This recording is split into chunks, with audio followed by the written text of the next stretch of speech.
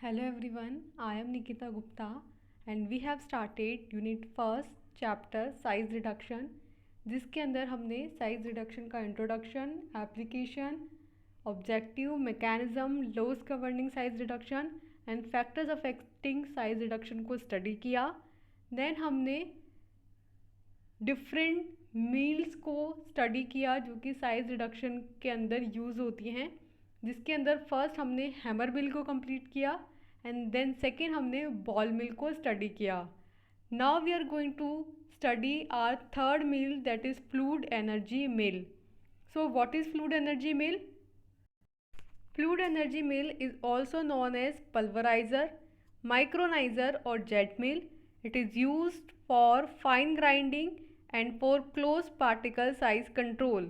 The reduction of the particles take place by the attrition in impact mechanism by the air or inert gas introduced through the nozzles present in the chamber, and this mill is mainly used to grind heat sensitive materials to fine powder.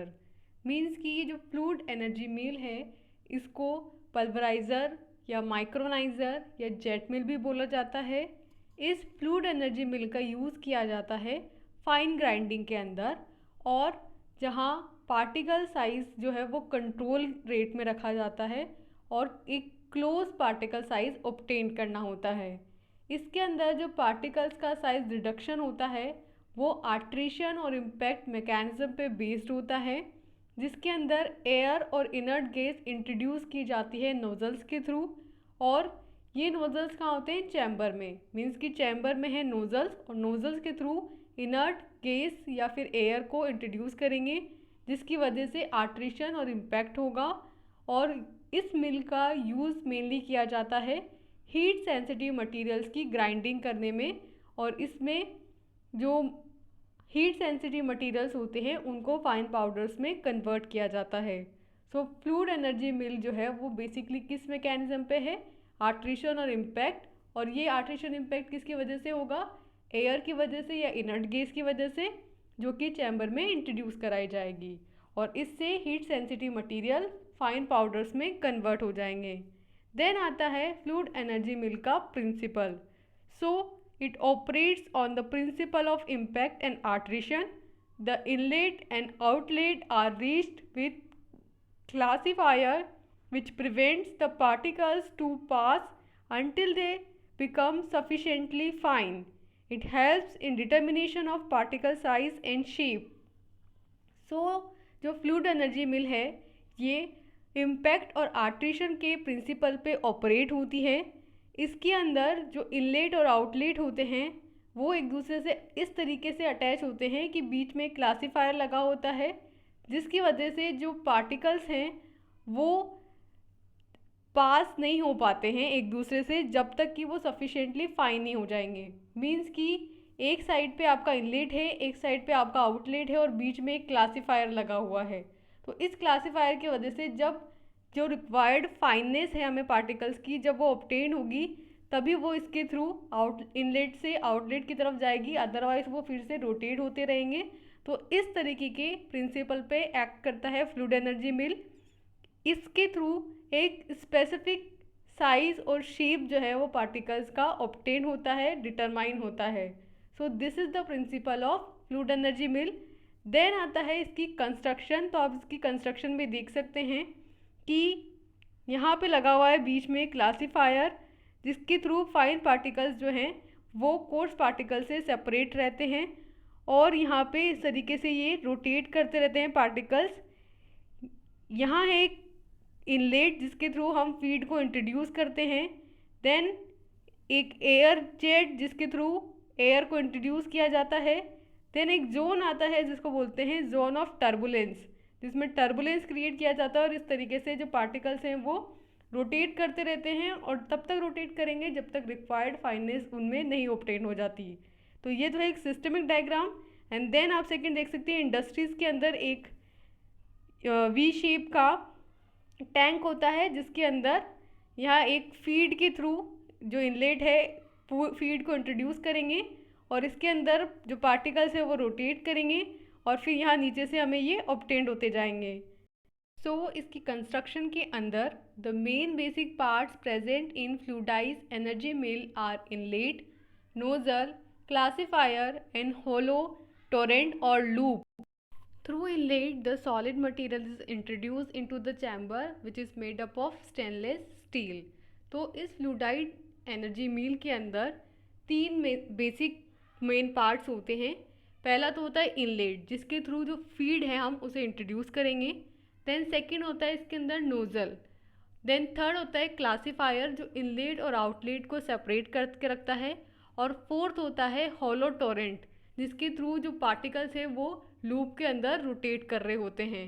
तो ये इसके अंदर basic part होते हैं, जिसमें inlet के through solid material को introduce किया जाता है चैम्बर के अंदर, जो कि स्टेनलेस स्टील का बना हुआ है. देन नेक्स्ट आती है फ्लूइड एनर्जी मिल की working. So the feeding introduce into the fluid energy mill is pre-treated to reduce the particle size to order to 100 meshes. This enables the process to yield a product as smaller as 5 micrometers or less.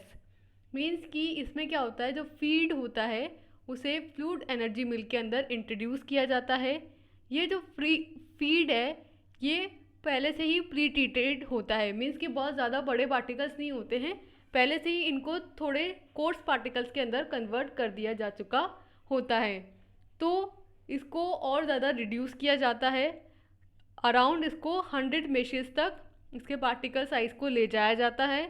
और this enable करता है process को. Means कि starting के अंदर जो particle size है वो छोटा होता है, बहुत कोर्स पार्टिकल्स नहीं होते हैं, बहुत बड़े पार्टिकल्स नहीं होते हैं. अब जब इस प्रोसेस के थ्रू इसको पास आउट किया जाता है फ्लूइड एनर्जी मिल के थ्रू, तो जो पार्टिकल्स हमें मिलता है, जो प्रोडक्ट मिलता है, उसके अंदर जो पार्टिकल साइज़ है वो 5 माइक्रोन के बराबर या उससे भी छोटा होता है. तो जैसा कि हमने देखा कि इनलेट से हमने फ्लूइड को इंट्रोड्यूस किया, देन वो उसके अंदर रोटेट करेगा और फिर जो क्लासीफायर है जब फाइन पार्टिकल्स हो जाएंगे तो उससे आउटलेट से बाहर आ जाएगा. तो इस तरीके से फ्लूइड एनर्जी मिल का मैकेनिज्म होता है. सो नेक्स्ट आते हैं types of fluid energy mill. Means कि फ्लूइड एनर्जी मिल्स को क्लासीफाई किया गया है फर्दर.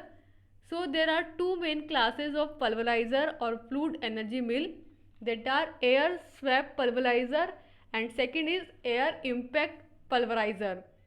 सो जो फर्स्ट है हमारा air swept pulverizer, in this mill the particles along with air are feed into the mill inlet.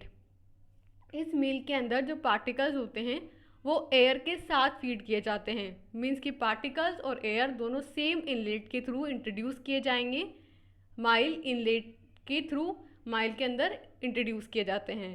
Then second होता है एयर इम्पैक्ट पल्वराइजर, जिसके अंदर the air impact pulveriser super heated steam or compressed air produces the force that reduces the size of large particles. Means कि feed अलग introduce करेंगे, air अलग introduce करेंगे. जो एयर है वो इम्पैक्ट करेगी पल्वराइज़र को. इसके अंदर जो ये एयर है ये सुपर हीटेड स्टीम है या कंप्रेस्ड एयर होती है, जो कि फोर्स को प्रोड्यूस करती है, जिसकी वजह से जो पार्टिकल साइज़ है वो रिड्यूस होता है और large particle size fine particle size के अंदर कन्वर्ट हो जाते हैं. तो इस तरीके से फ्लूइड एनर्जी मिल के 2 क्लासेज हैं, first air swept pulveriser and second air impact pulveriser. Then next आते हैं factors determining efficiency of fluid energy mill. Means कि वो फैक्टर्स जो कि फ्लूइड एनर्जी मिल की एफिशिएंसी को डिटरमाइन करते हैं. तो इसके अंदर फर्स्ट है द स्पीड ऑफ एयर और इनलेट एयर, कि किस स्पीड से आप जो एयर है उसको या जो इनर्ट गैस है उसको इंट्रोड्यूस करा रहे हो, उसकी स्पीड क्या है, किस स्पीड से वो रोटेट कर रही है. देन सेकंड आता है feed rate and size. Means कि आप कितना फीड इंट्रोड्यूस करा रहे हो, उसकी साइज़ कितनी है और उस फीड को इंट्रोड्यूस करने की रेट कितनी है. मीन्स कि कितने टाइम पीरियड के अंदर आप बार बार फीड डाल रहे हो. देन थर्ड आता है configuration of the mill. Means कि जो मील है आपकी उसका कॉन्फ़िगरेशन कैसा है. एंड देन फोर्थ आता है डिज़ाइन ऑफ द क्लासीफायर, कि क्लासीफायर जो कि इनलेट और आउटलेट को सेपरेट करके रख रहा है, जो कि फाइन पार्टिकल्स को ही आउटलेट के थ्रू बाहर जाने दे रहा है, उसकी डिज़ाइनिंग किस तरीके की है, क्योंकि उसकी डिज़ाइनिंग पे ही डिपेंड करता है कि कितने साइज़ के पार्टिकल जो हैं वो आउटलेट से बाहर आएंगे, और वो ही फाइन पार्टिकल्स और कोर्स पार्टिकल्स को सेपरेट करके रखेगा। तो यहाँ पे क्लासीफायर की जो डिज़ाइन है वो एक इम्पॉर्टेंट रोल प्ले करती है। देन आता है position of the nozzle, means कि जो नोज़ल है उसकी पोजीशन कैसी है, क्योंकि उसके बिहाफ पे ही क्या होगा, एयर का रोटेशन होगा।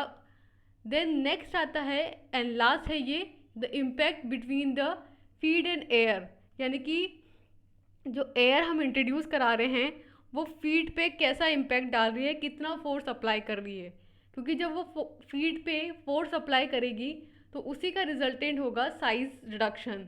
तो इसलिए जो फीड और एयर है उसके बीच में इम्पैक्ट जो है वो एक मेन फैक्टर हुआ। तो फ्लूइड एनर्जी मील की एफिशिएंसी को कौन कौन से फैक्टर्स डिटरमाइन करेंगे? फर्स्ट, एयर और इनर्ट की स्पीड, सेकंड, फीड का रेट और साइज, थर्ड, कॉन्फ़िगरेशन मील का, फोर्थ, क्लासीफायर का डिज़ाइन, फिफ्थ, नोज़ल की पोजीशन, और सिक्स एंड लास्ट, एयर और फीड के बीच में इम्पैक्ट। देन नेक्स्ट आते हैं फ्लूइड एनर्जी मील के यूजेस। सो फर्स्ट है कि fluid energy mill is used when fine powders are required, for an example antibiotics, sulphonamide and vitamins. So fluid energy mill का तब यूज़ करते हैं जब आपको फाइन पार्टिकल्स रिक्वायर्ड हो, बहुत ही ज़्यादा फाइन, जैसे कि एंटीबायोटिक्स हो गई, सल्फोनामाइड ड्रग हो गई और वाइटामिन्स हो गए, जिनके आपको फाइन पार्टिकल्स रिक्वायर्ड है, वहाँ पे फ्लूइड एनर्जी मिल का यूज़ करेंगे। सेकेंड आता है suitable for laboratories where small samples are needed. So जिन सैम्पल्स के अंदर स्मॉल सैम्पल्स नीडेड होते हैं, उन लेबोरेटरीज़ के अंदर फ्लूइड एनर्जी मिल एक सुटेबल माइलिंग इंस्ट्रूमेंट होता है। देन थर्ड एंड लास्ट है कि the mills is use to grind heat sensitive material to fine powder. Means कि जैसे कि हमने लास्ट बॉल मिल्क के अंदर देखा था कि उसमें हीट प्रोड्यूस हो रही थी, जिसकी वजह से थर्मोलेबाइल जो सब्सटेंसेस हैं उनको माइलिंग नहीं कर पा रहे थे हम, जबकि जो फ्लूइड एनर्जी मिल है इसके अंदर हम हीट सेंसिटिव मटेरियल्स को भी फाइन पाउडर के अंदर ग्राइंड कर सकते हैं। So here is the uses of fluid energy mill are, first, जब फाइन पार्टिकल्स चाहिए, सेकंड, जब लेबोरेटरीज़ के लिए आपको सैंपल चाहिए, एंड थर्ड, जब हीट सेंसिटिव मटेरियल होते हैं तो उनकी ग्राइंडिंग के लिए भी फ्लूइड एनर्जी मिल का यूज़ किया जाता है। देन नेक्स्ट आते हैं मेरिट्स। सो क्या क्या फ़ायदे हैं फ्लूइड एनर्जी मिल के? फर्स्ट है कि the particle size of the product is smaller than produced by any other method. Means कि जो प्रोडक्ट है उसका पार्टिकल साइज जो है वो बहुत स्मॉल होता है अदर मेथड्स के, मीन्स कि जो अदर माइलिंग इंस्ट्रूमेंट्स हैं उनके कंपैरेटिवली जो फ्लूइड एनर्जी मिल होती है उसके थ्रू जो हमें प्रोडक्ट मिलेगा उसका पार्टिकल साइज़ बहुत छोटा होता है, बहुत फाइन होता है। तो जब आपको बहुत फाइन पार्टिकल साइज़ चाहिए तब आप फ्लूइड एनर्जी मिल का यूज़ करेंगे। देन सेकेंड है कि expansion of gases at the nozzle leads to cooling, counteracting the frictional heat, thus protecting heat sensitive materials. So nozzle के थ्रू जो gases का एक्सपांशन होता है उसकी वजह से कूलिंग इफेक्ट इसके अंदर होता है, काउंटरएक्टिंग इफेक्ट होता है फ्रैक्शनल हीट के, मीन्स कि पार्टिकल्स की फ्रैक्शन की वजह से जो हीट प्रोड्यूस होती है वो नोज़ल्स के थ्रू गैस के एक्सपांशन की वजह से कूल डाउन हो जाती है, और इसकी वजह से जो हीट सेंसिटिव मटेरियल्स होते हैं वो प्रोटेक्ट होते हैं इसमें। इसीलिए हमने लास्ट यूजेस के अंदर कहा था कि हीट लबाइल जो मटेरियल हैं, हीट सेंसिटिव जो मटेरियल हैं, उनको भी इसके थ्रू साइज रिड्यूस उनका किया जा सकता है। देन थर्ड है कि it is little or no abrasion of the mill and so no contamination of the product. Means कि इसके अंदर कोई अब्रेशन नहीं होता है, या होता है तो बहुत लिटिल होता है, और इसकी वजह से प्रोडक्ट का कंटामिनेशन भी नहीं होता है। देन फोर्थ एंड लास्ट है to protect the sensitive drug from oxidized degradation, this meal has facility to use inert gases. So जो सेंसिटिव ड्रग्स होती हैं जिनका ऑक्सीडेशन हो जाता है, डिग्रेडेशन हो जाता है, तो उनको प्रोटेक्ट करने के लिए भी इस मील का यूज़ किया जाता है, क्योंकि इसके अंदर इनर्ट गैस इंट्रोड्यूस कराई जाती है माइलिंग के लिए। तो इस तरीके से इसके क्या क्या मेरिट्स हुए। फर्स्ट कि इसके अंदर जो पार्टिकल साइज ऑब्टेन होगा प्रोडक्ट का वो बहुत स्मॉल होगा। सेकंड, इसके अंदर हम हीट सेंसिटिव मटेरियल्स की भी माइलिंग कर सकते हैं। थर्ड, इसके अंदर अब्रेशन लिटिल या नो होता है, मीन्स कि कोई अब्रेशन नहीं होता। और फोर्थ है कि इसके अंदर जो ड्रग्स ऑक्सीडाइज हो सकती हैं, डिग्रेड हो सकती हैं, जो सेंसिटिव ड्रग्स हैं उनको भी प्रोटेक्ट किया जा सकता है। नेक्स्ट आते हैं डीमेरिट्स यानी कि डिसएडवांटेजेस। सो इसके अंदर फर्स्ट पॉइंट है कि this mill is energy consuming and the energy consumed per ton of milled product is high. Means कि ये जो माइल है ये एक एनर्जी कंज्यूमिंग प्रोसेस होता है और इसमें जो एनर्जी कंज्यूम होती है वो पर टन में होती है और पर माइल्ड प्रोडक्ट जो है वो हाई होता है।